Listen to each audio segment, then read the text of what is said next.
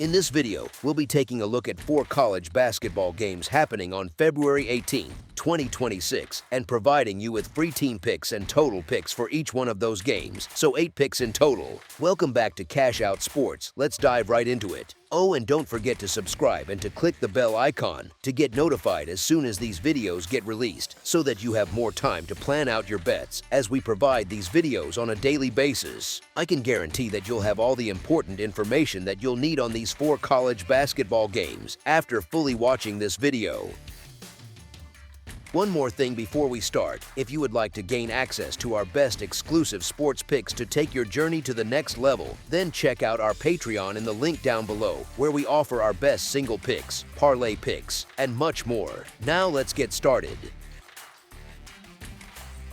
Vanderbilt versus Missouri. If you like your basketball loud, fast, and just a little wild, this Vanderbilt group feels tailor-made for you.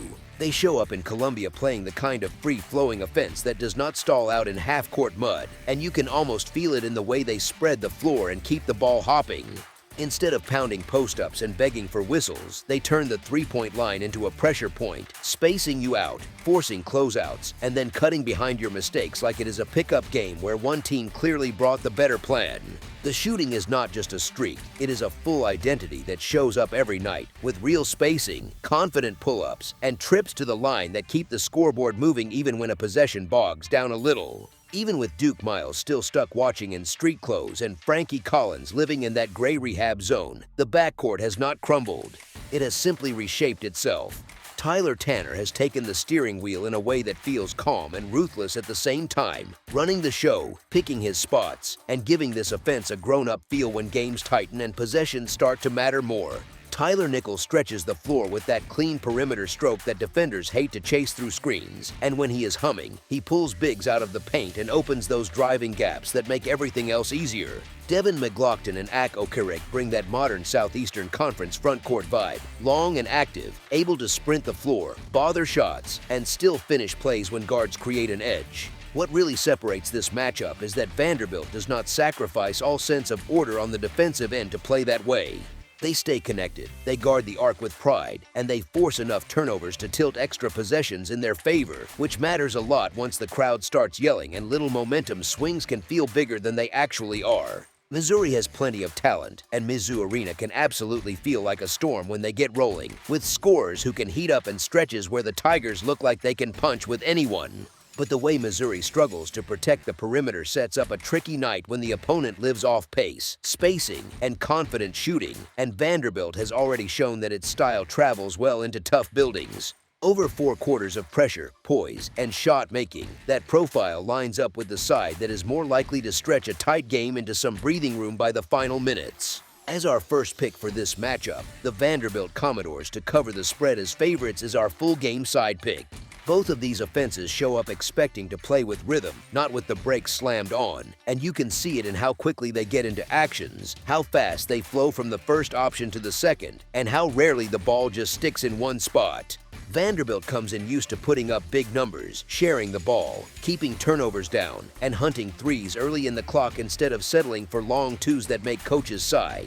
That sort of approach does not just look pretty on a highlight reel, it adds up over 40 minutes, especially when those open threes and free throws keep coming in waves. Missouri, on the other side, brings its own punch on offense. They have creators who can get downhill, wings who can rise up in rhythm, and when a couple of shots fall in front of that home crowd, the whole thing can snowball into one of those stretches where you blink and suddenly the game feels like a race. The Tigers shoot the ball well enough to trade blows, and they are comfortable in games where both teams are running, not just walking the ball up and playing chess every possession. Here is the thing, that comfort with tempo becomes even more interesting when you remember how often Missouri has had trouble running folks off the three-point line, giving up make after make to opponents who are not shy from deep. That weakness lines up directly with what Vanderbilt wants to do on offense, and it creates a kind of feedback loop where one made 3 leads to a quick answer, which leads to another fast possession, and suddenly both sides are living in a rhythm that favors points more than patience. Recent scorelines for both teams already hint at that kind of game flow, with results where neither side is exactly shy about pushing the pace or letting shooters decide how things tilt.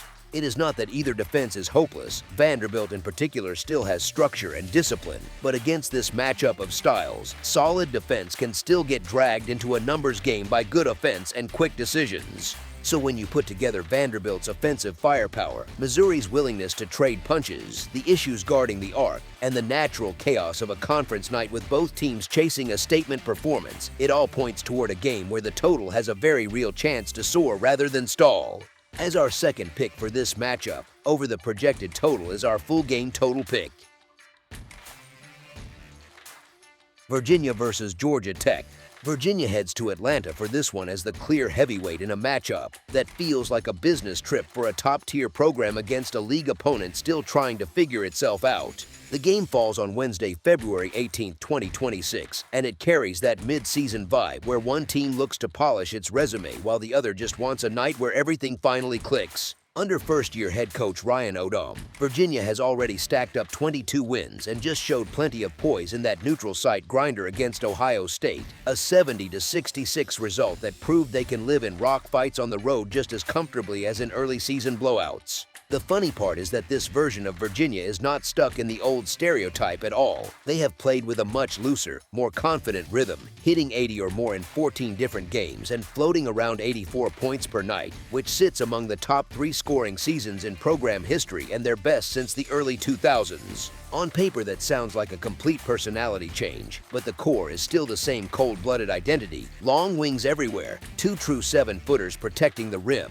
and a rotation deep enough that they can pick up full court in spurts and still close with fresh legs. It is the kind of roster that can wear on you mentally as much as physically, because even when the first action is stopped, the second and third efforts keep coming.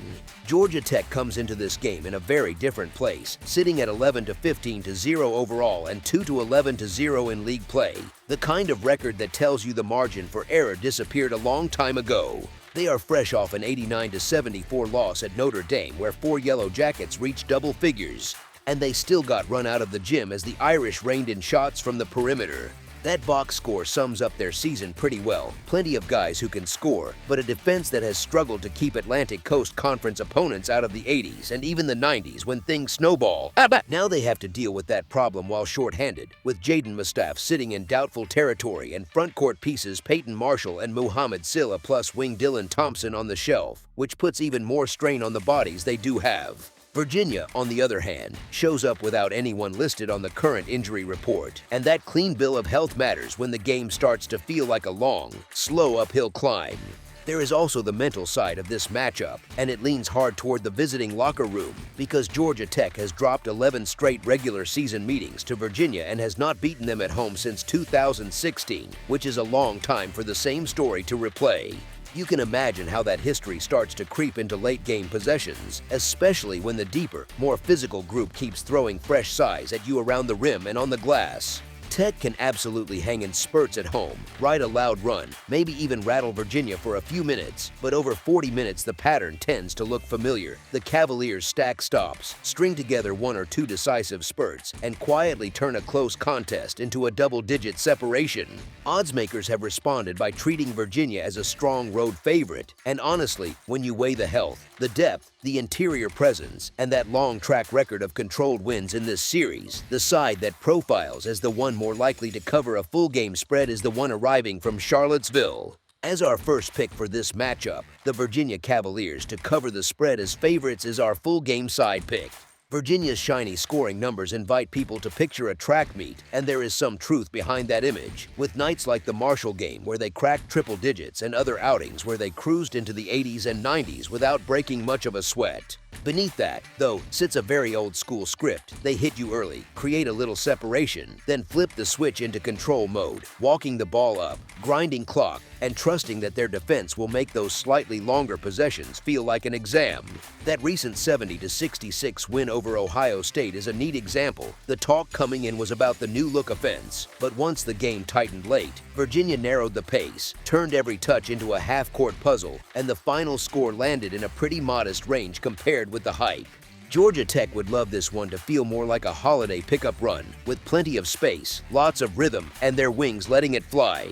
With guys like Kawasi Reeves Jr. and Akai Fleming spacing the floor and Lamar Washington able to create, the Yellow Jackets have enough shot-making to trade buckets for stretches when tempo speeds up and things get loose. The challenge is that this opponent is very comfortable dragging everything back into a half-court setting, forcing you to execute against length for most of the shot clock, and Tech's own turnover issues plus a thinned-out front court make it tough to sustain high efficiency when each possession becomes a little more crowded and a little more physical. Instead of clean, early clock looks, you start seeing late clock pull-ups and forced drives into bodies, which does not just lower the score, it also quietly drains energy and rhythm from shooters who would rather be running the floor. When Virginia has a lead in general, you can feel their priorities shift slightly, style points fade into the background, and the focus becomes finishing the night healthy and composed while the clock does most of the heavy lifting. That habit naturally tugs games toward a lower scoring lane, because longer possessions on one side usually mean less transition on the other, and every extra second spent in the half court is one more chance for their defense to get fully set. So even in games where the talent gap looks big and the favorite feels in control, the final score can sneak in underneath what casual fans might expect from two teams with shooting talent, landing in that space where you remember a lot of defensive stands and fewer wild scoring runs. Given how the total has been shaped by the season-long perception of Virginia as a high-flying offense and by Tech's desire to play looser than its defense can support, the more compelling angle is that this matchup is more likely to be defined by deliberate possessions, contested looks, and a final tally that leans to the quieter side of the spectrum. As our second pick for this matchup, under the projected total is our full game total pick. Illinois versus USC. Illinois heads into this one walking into the Galen Center like the season roadshow, flying out to Los Angeles and stepping into a building that will be loud, restless, and very aware of the name on the front of those orange jerseys. USC gets the home energy and the comfort of their own rims, but the visitors carry that heavy favorite label for a reason, and honestly, you can feel it before the ball even goes up. Illinois has spent this season playing like a team that knows exactly who it is. They have a record in the neighborhood of 21-5, which is not an accident, and they have been sitting comfortably in that national top-tier conversation in both the media polls and the coach's view. Their identity leans hard into offense, with scoring numbers in the mid-80s and a typical winning margin that floats into double figures, and that is not just box score noise, it shows up in how they manage games from the first media timeout to the final horn. They roll out size with those twin 7-footers, length on the wings, and guards who can shoot and handle, and it gives them this slow, steady pressure that does not always look explosive in the moment but adds up possession by possession. There was that recent game against Indiana where freshman forward David Murkovic, who is active and not on any injury list, casually put up 25 points and 7 boards while Illinois turned a competitive matchup into a 20-point win. That is kind of the blueprint, not necessarily the stat line but the pattern. Tight early, then a run, then another, and suddenly the opponent is staring at the scoreboard wondering when it got away. They do it without living off steals, which is a bit weird for such a good team, yet it works because they trust their half-court offense and their depth more than chaos. The health picture shapes how that depth looks, and it matters if you are thinking about whether this favorite can really stretch the margin. Andrei Stojakovic is officially on a high ankle sprain watch, listed as a game-time decision, which means he traveled, practiced some, and the staff will see how that ankle responds in warm-ups. That is not guesswork about him playing or sitting, that is exactly how it has been framed. Kylan Boswell, on the other hand, has already made his return from a broken hand and is not on the current injury report, so he is expected to be available and in the guard rotation. Ty Rogers and Jason Jaxtis are part of the roster on paper but have been ruled out for the season, one with a knee issue and the other dealing with blood clot concerns, so their absence is not new and has already been baked into how Illinois distributes minutes and roles. Across from them, USC brings a record around 18-7 and sits as that mercurial team that can look dangerous one night and unsettled the next. Under Eric Musselman, they have enough talent and swagger to give almost anyone a scare for long stretches, especially at home, but they have also shown that they can wobble when it is time to close. They put points on the board at a strong clip, but their defense gives plenty back, which turns a lot of their games into races rather than chess matches. Freshman guard Elijah Arenas, fully active and coming off a big 25-point outing in that loss to Ohio State, gives them a scoring punch that absolutely has to be respected. He is the type of player who can string together a personal run and make a favorite sweat through a timeout. Here is the thing though, USC's defense has this habit of allowing clean looks and extra chances, and Illinois is exactly the sort of opponent that converts those looks into sustained runs. The Illini do not have to gamble for turnovers to create separation. They can just keep executing, hitting the glass, spacing the floor, and forcing you to guard for a full clock over and over. Over the course of 40 minutes, that style tends to reward the deeper, more polished group. And that profile lines up more with Illinois, even with the travel and the road environment factored in. It is easy to imagine this one staying interesting for a while, maybe even feeling closer than expected through parts of the second half, before that familiar script of size, shooting, and grown-up half-court sets nudges the margin where the favorite wants it. As our first pick for this matchup, the Illinois Fighting Illini to cover the spread as favorites is our full game side pick. Illinois games usually climb into the low 150s in total scoring, with their offense hanging around 84 points per night and their defense giving up a bit under 70. USC games tend to go even higher, often landing in the mid-150s, as they score just over 81 points and allow around 75. If you blend those scoring profiles together, you land in a neighborhood where a high total feels normal, not extreme. Let me explain why that matters for how this matchup might feel possession by possession. Illinois runs a style that does not rely on forcing turnovers, and statistically they sit at the very bottom nationally in that category, which means their opponents usually get a shot up instead of coughing the ball away. That is a quiet invitation for more possessions that end with the ball hitting the rim, which sounds simple but is huge for a total, because more shots usually mean more chances for points. USC thrives in those kinds of games, with guards and wings who are comfortable going early in the shot clock, driving, kicking, and turning simple actions into quick buckets. Their defense, on the flip side, is leaky enough that they often need their offense to stay aggressive just to keep up, so you rarely see them sitting on the ball. The injury and availability picture feeds directly into that scoring expectation. Stojakovic's ankle, as mentioned earlier, is still a true game-time call, and that uncertainty cuts both ways for the number of points on the board. If he plays and looks like himself, Illinois adds another high-level scorer and spacer to a group that is already tough to guard. If he sits, his minutes do not vanish. They slide to other capable shooters and drivers, which might tweak the shot profile a bit but does not suddenly turn this into a grind. Boswell being fully back strengthens their guard play, which often means more control and more clean looks, not fewer. On the USC side, Elijah Arenas is a full go, and that alone gives them a late clock option who can create something from nothing when a possession stalls. There is always noise over a long season, small knocks or nagging issues, but nothing publicly reported for this specific matchup suggests that a major offensive piece is expected to sit. If something changes right before tip, that would be fresh information, not something that can be assumed now. But as it stands, both teams bring enough firepower to the table to keep the scoreboard operator busy. You can also feel the context pushing toward a game with some tempo and rhythm. Illinois has to manage the cross-country travel and the different time zone, which can sometimes show up more on the defensive focus than on raw shot-making. USC gets the emotional lift of the home crowd, and teams in that spot often feed into the energy by pushing the ball and taking early threes instead of slowing things down.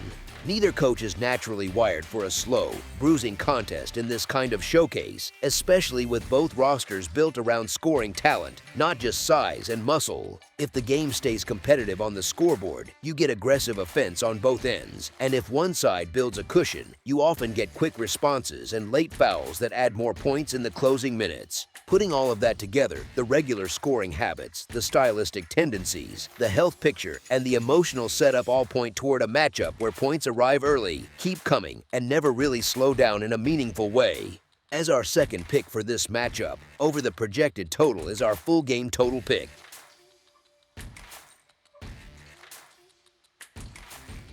Gonzaga versus San Francisco. Spotlight games in big arenas can look neutral on paper, but this one tilts in a very specific emotional direction. Gonzaga walks into the matchup feeling like the program that knows who it is, while San Francisco is still trying to decide which version of itself shows up on any given night. The Bulldogs have been stacking wins all season, sitting at something like a 25-2 type campaign, and they play with the kind of quiet confidence you only get from being tested and coming out better on the other side.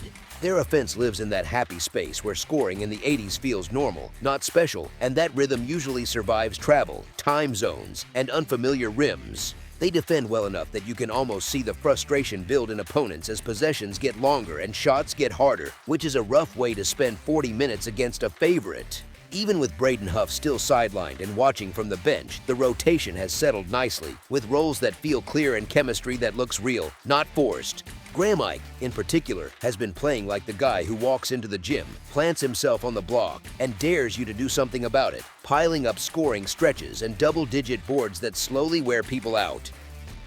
San Francisco, by contrast, sits closer to that 15-13 type record, which tells a story all by itself. There is enough talent to scare the right opponent on the right night, but there is also just enough inconsistency to leave you shrugging when a promising start ends in another double-digit loss. Recent results at home have bounced between entertaining shootouts and rough blowouts, and that pattern reveals a team that leans into trading punches more than locking in for 40 straight minutes of hard, disciplined resistance. Now picture this game in a big NBA building, bright lights, different sight lines, and a crowd that is very likely to tilt toward Gonzaga blue and white rather than San Francisco green and gold. The Dons are being asked not just to hang around, but to match that seasoned, composed Gonzaga run that almost always comes out of a timeout or out of halftime. That is usually when a favorite with this kind of track record tightens the screws, turns a lazy 6-point lead into a serious gap, and then spends the final few minutes trading free throws and high-percentage looks while the underdog starts forcing shots. Honestly, it sounds simple, but that familiar script of a close first stretch, a decisive surge, and then a controlled finish is exactly what makes this kind of favorite so dangerous in a spread context. As our first pick for this matchup, the Gonzaga Bulldogs to cover the spread as favorites is our full game side pick.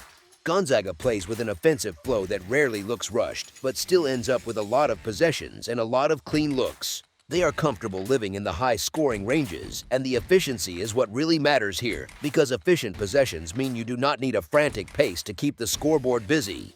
Their defense is strong, but it often feeds their offense, turning stops into runouts, early post touches, and rhythm threes that add up faster than people expect. San Francisco, for its part, does not really lean into rock fights. Their typical night lands somewhere in the mid-70s on offense with low 70s allowed, which is another way of saying that their games tend to have a healthy amount of scoring on both sides. When they are home or in a showcase environment, the tempo has a habit of creeping up, and we have already seen them play in matchups where the combined total soared well into high triple digits, especially in those loose, free-flowing contests against teams like San Diego and Pacific. That kind of profile hints at a team more suited to trading buckets than grinding out long, low-scoring possessions. Put those styles together on a big floor with pro lighting and extra space, and you get a game script that leans toward offense getting comfortable. The favorite has every reason to show off its firepower in front of a broader audience, and the underdog often responds by leaning into shot making, trying to match rather than slow things down.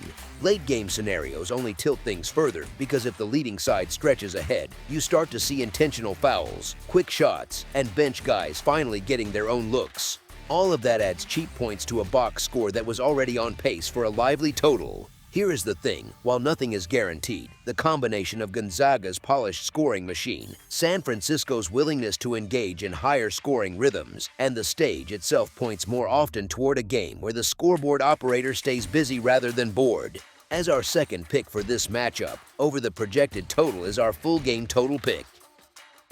That's all for now, so if you have any other games you would like reviewed, then leave a comment down below with the game you would like analyzed, subscribe to our channel, leave a like on this video, and we'll get to it as soon as we possibly can. We would also love to hear your opinion on the picks presented to you in this video, whether you agree or disagree with them, so leave a comment down below and do let us know.